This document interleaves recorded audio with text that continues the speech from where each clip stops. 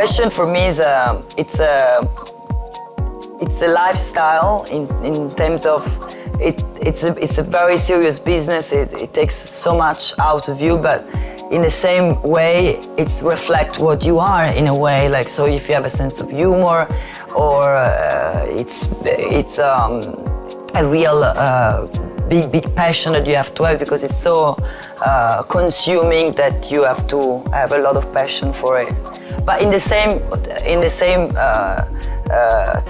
time, you have to kind of keep a distance to kind of keep the love and the passion high. I think that's what my...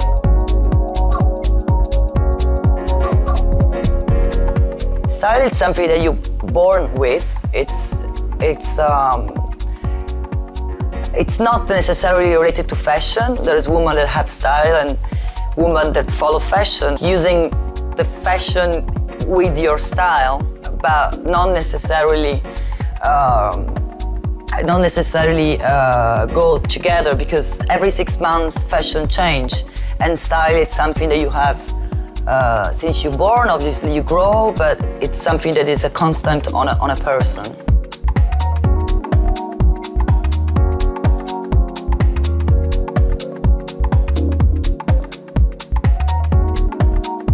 I think I born with a passion for fashion. We had the house in Monte Napoleone, and so there it was like all the windows, they were not normal windows, they were all the designer windows. So I grew up watching Versace, or like at the time it was like Biagiotti, Iceberg. I was super young. We were doing fashion show with Barbies, and even at the time I had a pretty bigger scale of production, so I wanted to have 20 Barbies and 20 looks. So I was going to all like my cousin and my other friends to borrow Barbie for the fashion show to get more looks.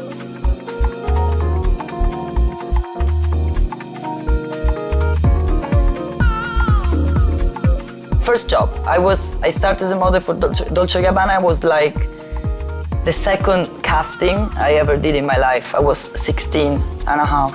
I never thought, I dreamed to work for them, because my two passions were Versace, which was super famous at the time, and then my other dream was Dolce & Gabbana, which was it was popular but not as popular. I remember I even wrote them a letter that my mom still have, because obviously I never sent it, like, my dream is to work for you, I don't know what I can do, and I never sent it. So when I went to the casting, I was like petrified, and I remember when I saw them, they were like, I was super emotional, and I remember Stefano saying, "We want her for everything, we start from tomorrow, she's here, blocked." Me, I was like, are they talking to me?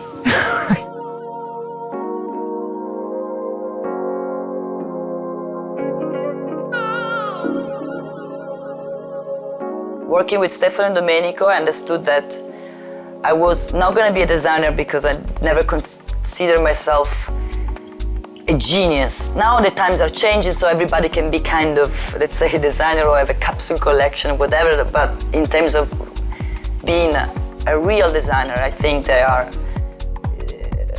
amazing. And working with them, so I cannot be a designer, and at the same time they were working with the stylist, Charlotte Stockdale, and I loved the way she was like kind of working with them, and it was just the beginning of the era of the stylist.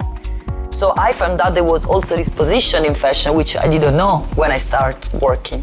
And I say to myself, I would love to be a stylist. I was so happy to be a stylist. It was like the ultimate dream for me. The meaning of being a stylist, I think, it's aesthetic 360. That's also the reason why I decided to be a stylist, because I loved art, I loved cinema, I love clothes, I love designer, and I love every single view of every single designer. I mean, not only one aesthetic, but I love the fact that there is so many aesthetic in this world of fashion, that I understood that working with images was like my passion. So I think being a stylist is like being like a filter, like of everything is around in terms of communication and image, and you translate it into clothes. You put together. It's not only putting together clothes, the skirts with the top, with the shoes, but it's creating like a mood or a lifestyle.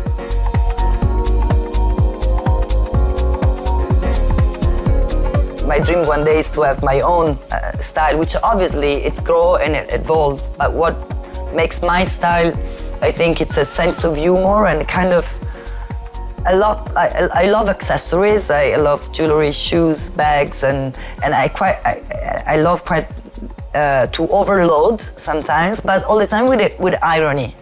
That's what I try to make it all the time. It has to have something that is between surrealist and ironic and elegant. For sure, I'm not like rock and roll stylist or minimalist stylist. That's not me.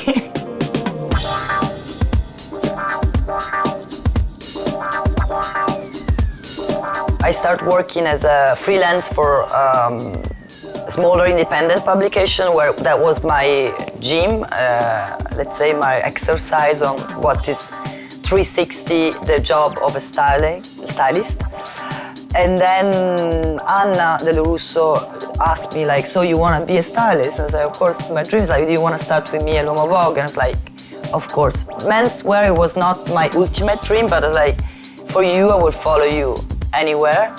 So I started with her, and it was an intense year because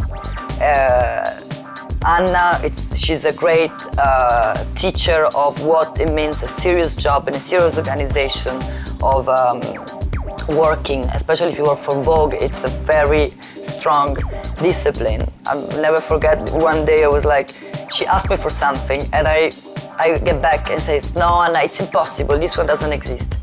And she told me, Giovanna, there's two things you need to learn here. One, that's impossible, it's impossible. It doesn't exist, doesn't exist. So you have to find a solution and you have to make it happen because there is always a solution.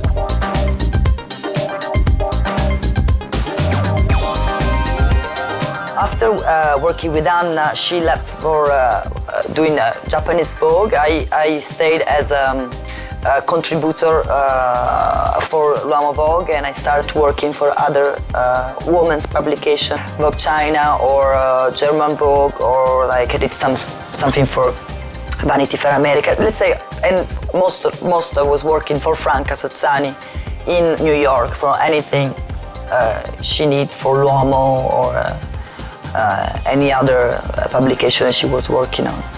After being in New York for a while, I remember like 2-3 years, she called me back to launch. She says, I want to relaunch Vogue Gioiello and Vogue Pelle, why don't you come back to Milan? And of course I said, of course, I'll be back. It's a great opportunity to be fashion director of two publications that are under her eyes. I can get ideas from anything I see, like from an old lady in the street, or like when I'm at the airport, or because I saw a book and I think the book is expiring, so I want to do. It's funny enough, like sometimes I don't get ideas from really the fashion, but I put fashion into ideas that I have. I love a lot real life, translated to fashion. Or even when my sister does crazy look and I like, wow, it's so crazy, it's like so almost wrong that I like it, I'm gonna do a photo shoot. The fashion that influence my jobs are, many can be art, for instance, is something that I always often get inspiration, even if it's not a clear inspiration, but I like the colors or the palette of colors of an artist. I like to mix together, or I love being with friends. I love like kind of a glamorous life and party time in a way. So I like to put it there. Or in the latest editorial that I did for French Vogue, I have a passion since million years about surrealism and Dali. I like making stories of fashion that tells something more than only like, look how beautiful is my Prada top. What I'm trying to make my signature is that I love to tell a story all the time and to make it quite theatrical. Really wanted to tell a story and an emotion and create a rich environment.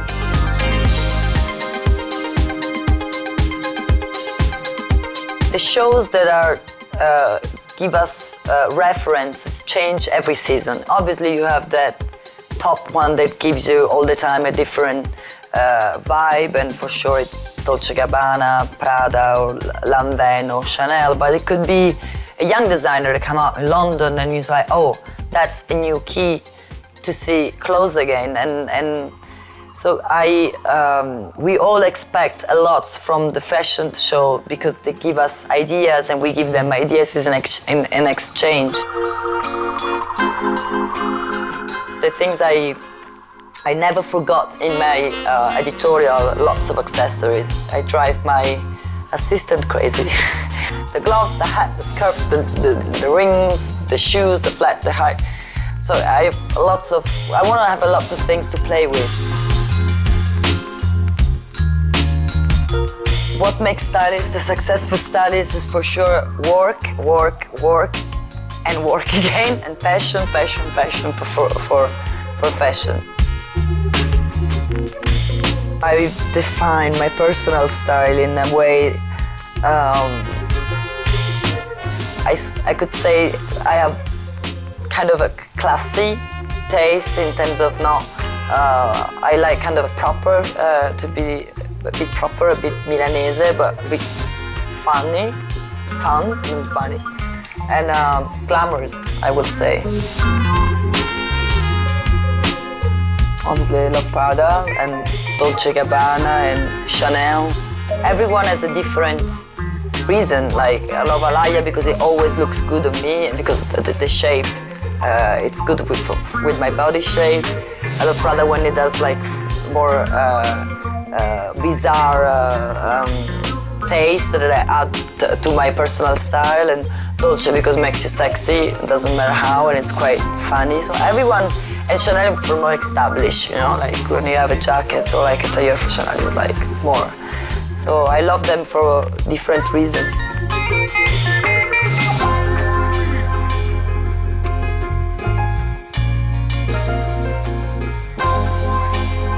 A big hug to all of you watching World Fashion Channel, and see you next Fashion Week.